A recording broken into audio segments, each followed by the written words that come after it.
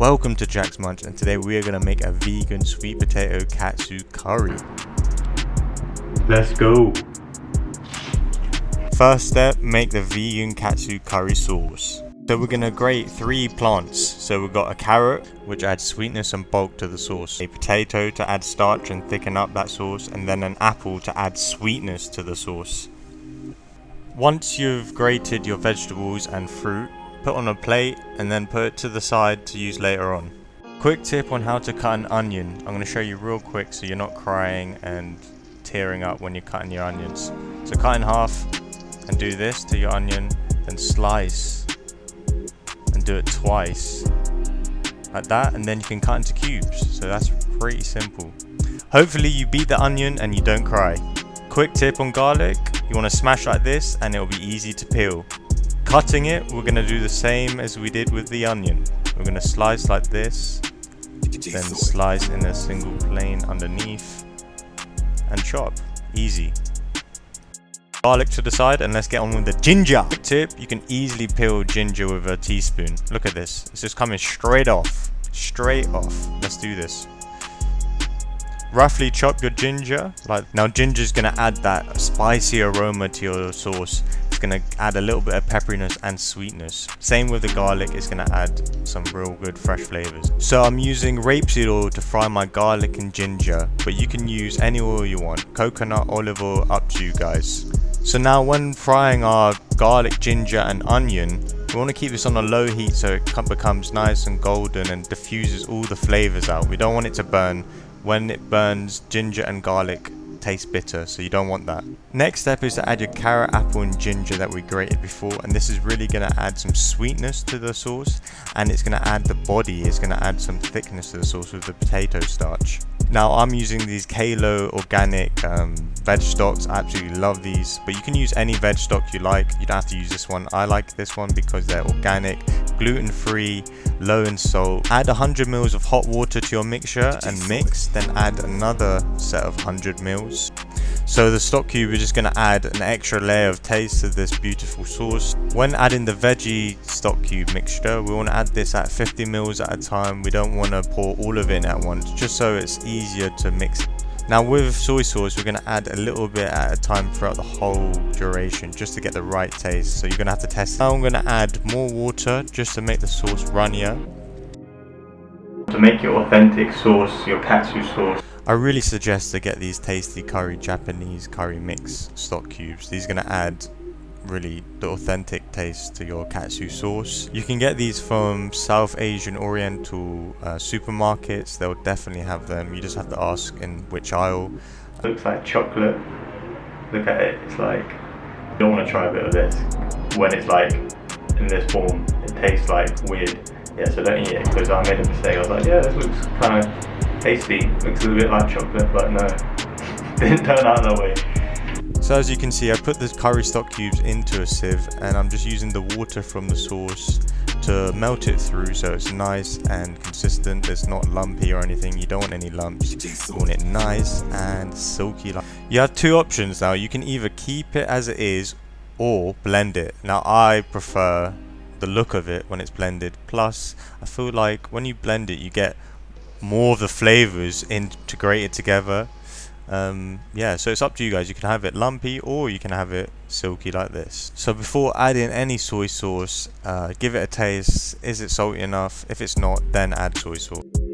Now we've completed the katsu sauce, let's move on to the sweet potato. Now we want these to be ultra crunchy, sweet and spicy. So let's go. Start off by peeling 1 sweet potato. This will be enough for 2 portions. Sweet potato is so cheap and tastes great. Once you've finished peeling the sweet potato, you want to cut in centimeter slices like this. You might need a ruler to measure it out. Let's see how it goes. You want them nice and consistent so they cook evenly, just like this. Next step is to add to a baking tray with olive oil. We want to coat the surface of the sweet potato in the olive oil. Then we want to add chili powder. This is going to contrast well with the sweetness of the sweet potato. Bake for 15 minutes on 200 degrees. Let's make a vegan egg mixture. Add 100 ml of water with 3 tablespoons of rice flour or normal plain flour. Now whisk this into the water. Now add 2 teaspoons of olive oil. Whoa, it looks like an egg. Give that a whisk and add your final tablespoon of rice flour or normal plain flour. This is how your egg mixture should look. Panko breadcrumbs, these are awesome. So these are the breadcrumbs that I'll be using. To be honest, these are the ones you should really get because they are just made for katsu. Got these from Whole Foods, but I'm sure you can get them from a big supermarket or you can get them online again. I'll put some options here. Option 1 is Tesco, option 2 is Sainsbury's. This is optional, but I like to add chili powder to the breadcrumbs to give an extra kick, plus adding salt as well to give extra flavour to the breadcrumbs. Look at that beautiful sweet potato, thin and crispy. Add your sweet potato to your vegan egg mixture, then add to the breadcrumbs and coat this properly. You want the breadcrumbs to cover all of the sweet potato. You want to pat it down so it really sticks onto the egg mixture. Once you've breaded your sweet potatoes that you're going to cook, put on a plate and put to the side. Now for the sticky rice, you can get this in a Southeast Asian supermarket, and you're going to wash this about 3 to 4 times. Once you've got the dirt and starch out of your rice, then you can add to your rice cooker. I love rice cookers as they're super simple to use. You just put in your rice, you put in water just to cover just above the rice, and then it's ready to cook. Then just click cook and it will be perfect. Use any vegetable oil on a medium to high heat. And fry your sweet potato for 1 minute. Then flip on the other side and 1 minute again.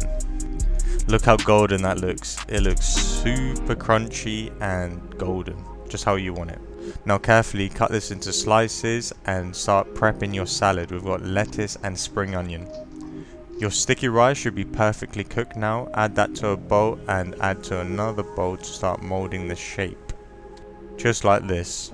Now let's saute this plate. Get your ingredients and lay them out ready to prep and build this beautiful meal. Start with the salad. We've got the lettuce, spring onion, and we've got these incredible ginger pickles.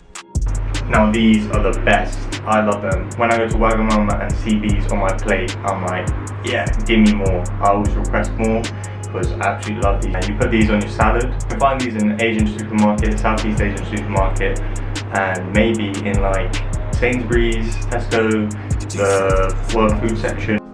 Put your rice in the middle of the plate, then start adding your sweet potato. Now for the katsucurry sauce. You want to glug this on top of your rice and partly on your sweet potato. Optional, I add coconut and coriander to my plate, but you don't have to do that. And look what we have here. Just look at it. Wow, look at his face. Let's go. Oh my god. Oh, that katsu curry sauce is to die for. Rice.